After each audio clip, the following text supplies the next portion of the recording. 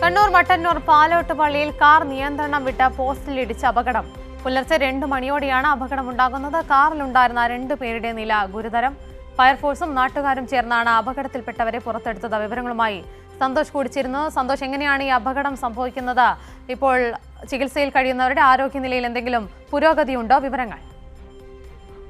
ഉമ, ഇരിട്ടി മട്ടന്നൂർ റോഡിൽ colour road എന്ന് പറയുന്ന സ്ഥലത്താണ് കാറ് നിയന്ത്രണം വിട്ട് വൈദ്യുത പോസ്റ്റിലേക്ക് ഇടിച്ചു കയറിയത്. ഈ ഇടിയുടെ ആഘാതത്തിൽ ഈ കാറ് തകർന്ന നിലയിലായിരുന്നു. പിന്നീട് ഫയർഫോഴ്സും നാട്ടുകാരും ചേർന്ന് കാറ് വെട്ടിപ്പൊളിച്ചാണ് അതിനകത്ത് കുടുങ്ങിയവരെ പുറത്തെടുത്തത്.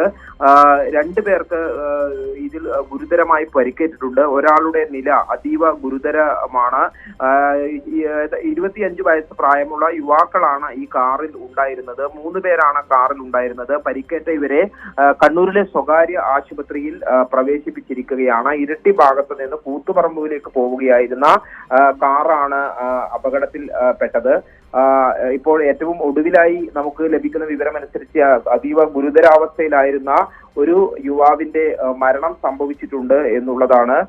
ഈ കാറിന്റെ ദൃശ്യങ്ങൾ കാണുമ്പോൾ തന്നെ വലിയ ഒരു അപകടമാണ് നടന്നത്. നിയന്ത്രണം വിട്ട കാറ് ഈ റോഡ് സൈഡിലുള്ള പോസ്റ്റിലേക്ക് ഇടിച്ച് കയറുകയായിരുന്നു.